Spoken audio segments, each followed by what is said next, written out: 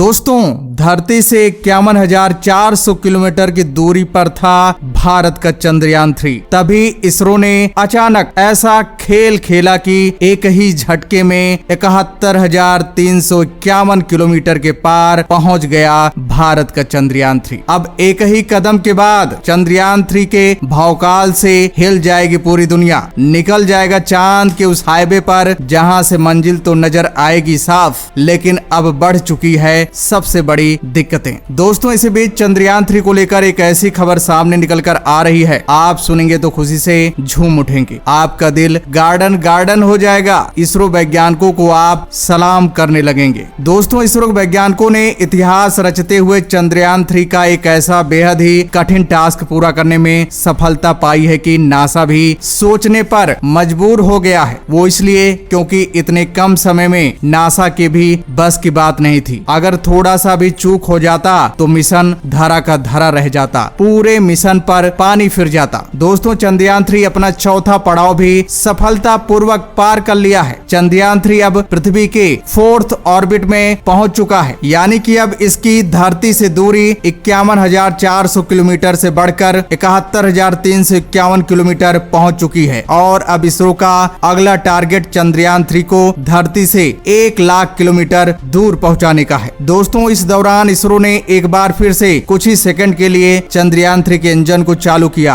और इसके बाद तो देखते ही देखते चंद्रयान 3 ने अपना जलवा पूरी दुनिया को दिखा दिया। दोस्तों, इसरो ने अब कुछ ऐसा कारनामा किया है कि आप जानकर के दंग रह जाएंगे। चांद के रास्ते में आए बेहद खतरनाक मुश्किलों के बीच इसरो ने कुछ ऐसा किया है कि पूरी दुनिया हैरान हो चुकी है। तो दोस्तों, इसरो ने बीच रास्ते में चंद्रयान 3 के साथ कौन सा खेल खेला है जिसने नासा को भी हिलाकर रख दिया है। दोस्तों, जरा इस ग्राफिक्स को देखिए जो इसरो ने जारी किया है। इसमें आप खुद देख सकते हैं कि चंद्रयान 3 चौथी कक्षा के बाद कहां जा रहा है। अब सिर्फ एक ही कक्षा बाकी है, उसके बाद शुरू होगी असली परीक्षा, यानी बेहद कठिनाई वाले रास्ते पर चल पड़ेगा हमारा चंद्रयान 3। दोस्तों, इसरो अब जो काम किया है, अगर उसमें थोड़ी सी भी गलती हो जाती है तो मिशन पूरी तरह से बर्बाद हो सकता है। सिर्फ मिली सेकंड का खेल है, लेकिन दोस्तों इसरो अपने बड़े सूझबूझ से आगे बढ़ रहा है। फिलहाल चंद्रयान 3 सेफ है और आगे बढ़ रहा है। इसके बाद एक बार और ऑर्बिट बदला जाएगा, फिर से कुछ मिली सेकंड के लिए इंजन स्टार्ट किया जाएगा और फिर चंद्रयान 3 चंद्रमा को छूने के लिए लंबे लूनर ट्रांसफर ट्रेजेक्टरी में चला जाएगा। ये रास्ता ही पृथ्वी और चंद्रमा के बीच का हाईवे है। चंद्रयान 3 की पेरोजी और एपोजी बदली गई है। अब चंद्रयान 3 71,351 किलोमीटर की एपोजी और 233 किलोमीटर की पेरोजी में चक्कर लगा रहा है। चौथे ऑर्बिट मैन्युअर के बाद पांचवा जल्दी ही किया जाएगा। अब तक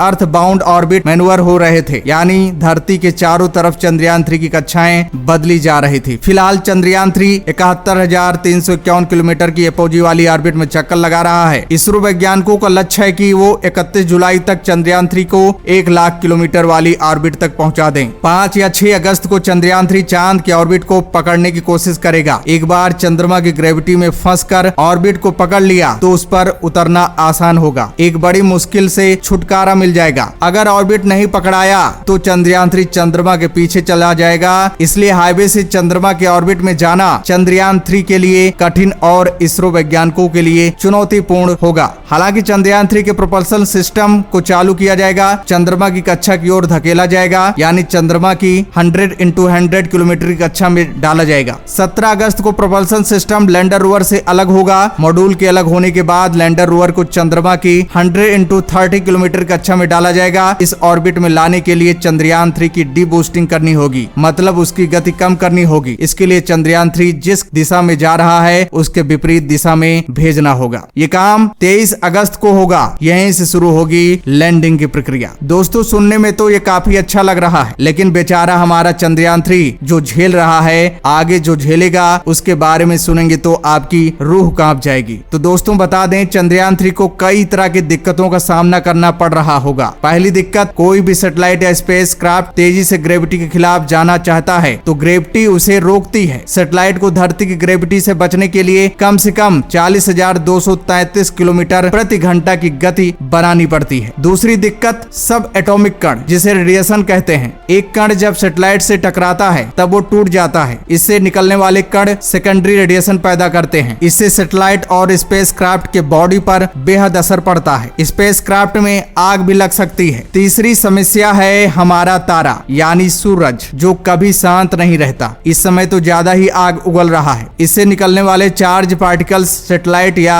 स्पेसक्राफ्ट को खत्म कर सकते हैं। तेज जियोमैग्नेटिक तूफान से यानी सौर तूफान से सैटेलाइट के यंत्र खराब हो सकते हैं या वो फट सकते हैं। सैटेलाइट पर सुरक्षा के लिए कवच लगा रहता है, लेकिन सूरज से निकलने वाले तीव्र चार्ज पार्टिकल्स कवच को खराब कर सकते हैं। इसी से बचने के लिए इसरो ने चंद्रयान 3 में सोने की प्लेट लगा रखी है जो एक कवच की तरह काम करेगी। चौथा बाधा है अंतरिक्ष की धूल यानी स्पेस डस्ट। इन्हें कॉस्मिक डस्ट भी बुलाते हैं। ये स्पेसक्राफ्ट से टकराने के बाद प्लाज्मा में बदल जाते हैं। ऐसा तेज गति और टक्कर की वजह से होता है। इनकी वजह से अंतरिक्ष यान खराब भी हो सकता है या फिर आंशिक रूप से काम करना बंद कर सकता है। पांचवी प्रॉब्लम है टक्कर। किसी भी इंसानी सैटेलाइट्स या फिर उल्कापिंड जिसे एस्ट्रॉयड कहते हैं या अंतरिक्ष के पत्थर जो कि अंतरिक्ष में लगातार घूम रहे हैं, उनकी टक्कर भी पांचवी प्रॉब्लम क्रिएट कर सकती है। पिछले कुछ सालों से धरती के चारों तरफ सैटेलाइट्स की संख्या बढ़ गई है, खास तौर से वो सैटेलाइट्स जो अब निष्क्रिय हैं यानी पूरी तरह से खराब हो चुके हैं, लेकिन अंतरिक्ष में पृथ्वी के चारों तरफ तेज गति से चक्कर लगा रही हैं। इससे चंद्रयान 3 को खतरा है। साल 2009 में इरिडियम सैटेलाइट को ऐसे ही एक अंतरिक्ष के कचरे से हुई टक्कर ने बर्बाद कर दिया था। छठी दिक्कत है गलत ऑर्बिट में जाना। अगर सैटेलाइट या स्पेसक्राफ्ट या अपना चंद्रयान 3 किसी भी तरह से गलत ऑर्बिट में चला जाए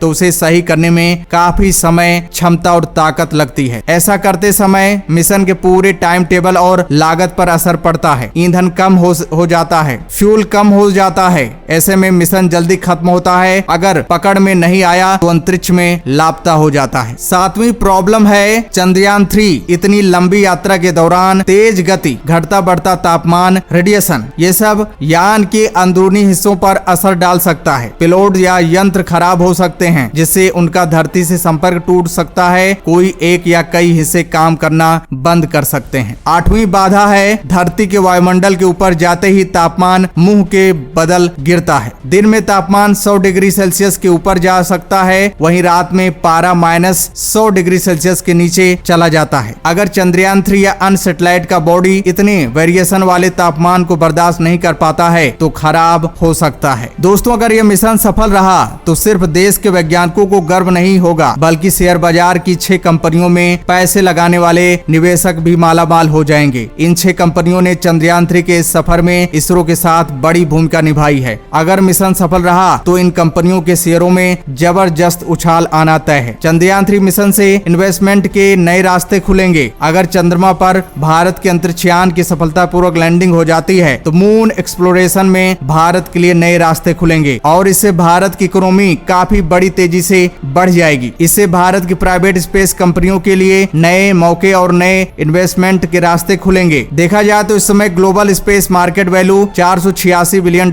यानी करीब 40 लाख करोड़ है, जिसके 2032 तक 1879 बिलियन यानी 154 लाख करोड़ तक होने की संभावना है। इस मार्केट में भारत का योगदान अभी से कई गुना ज्यादा बढ़ सकता है। तो दोस्तों, हमें ईश्वर से प्रार्थना करना चाहिए कि चंद्रयान 3 100% सफल हो जाए। तो दोस्तों, जय हिंद, जय भारत।